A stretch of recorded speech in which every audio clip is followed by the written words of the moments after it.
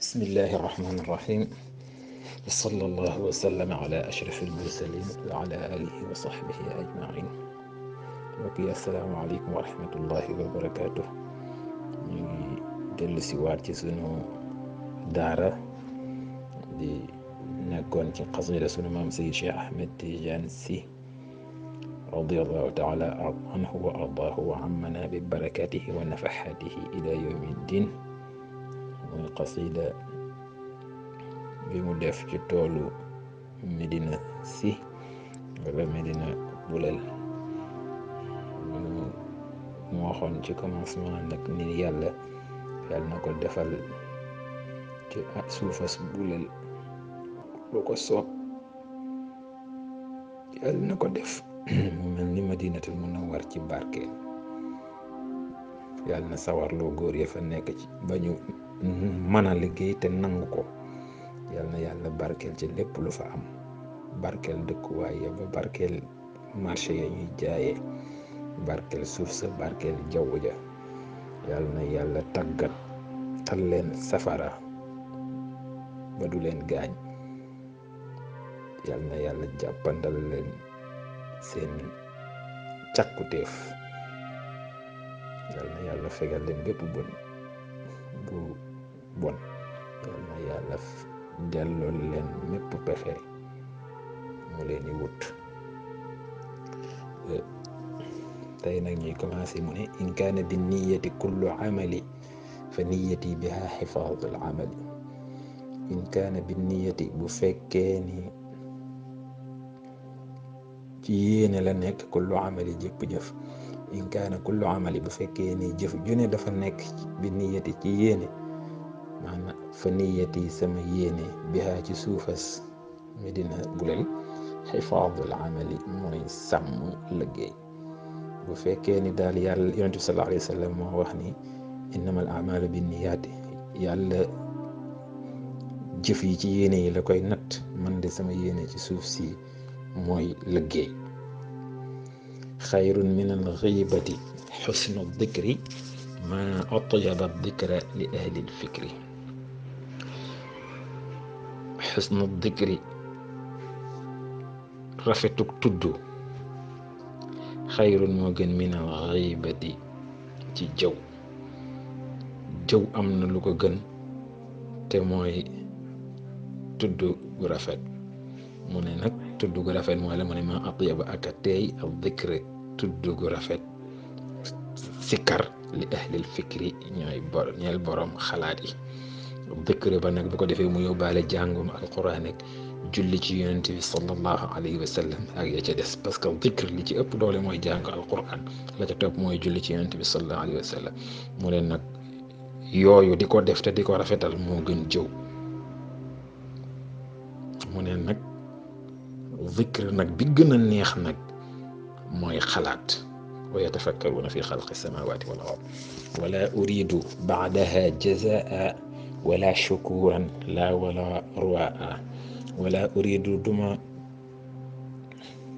namm baadaha gannaaw loolu jazaan ak pay. yéene boobu ma am de utuma ci ku ma fay, liggéey rek laa ji bëgg, waaye utuma ci lu ñu may fay.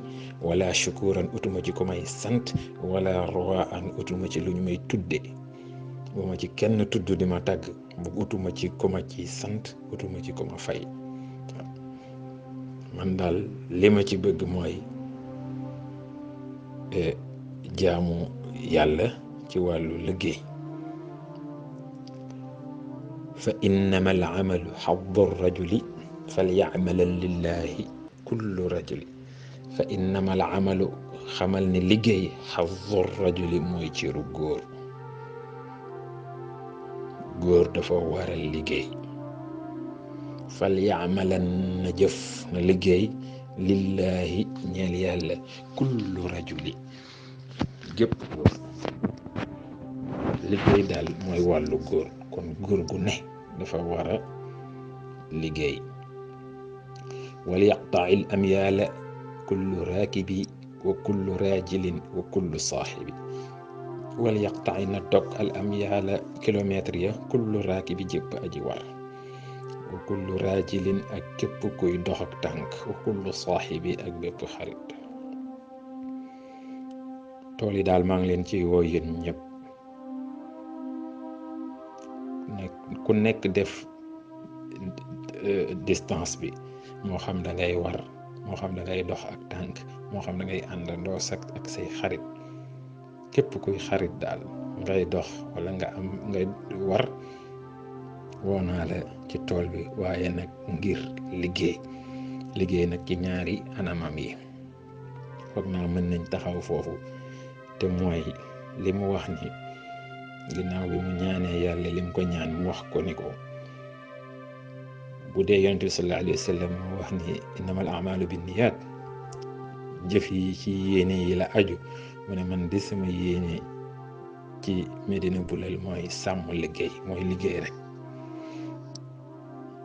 mu ne nag sikkar su rafet moo gën jëw, te sikkar ci gën a rafet ci zikr yi nag mooy xalaat. kon nga gis ni liggéey ñaar la ko def, mooy i'malu ala daawuda shukran, waaye nag loolu li koy tungoo mooy al ibada, yéenay jaamu yàlla. donc nekkal ci sa liggéey di ci jaamu sa borom. mu ne nag bu weesoo loolu nag bëggatuma dara, yéene boobu daal laa ci am. bëgguma ku ma ci fay, bëgguma ku ma ci gërëm, bëgguma ci ku ma ciy tudd.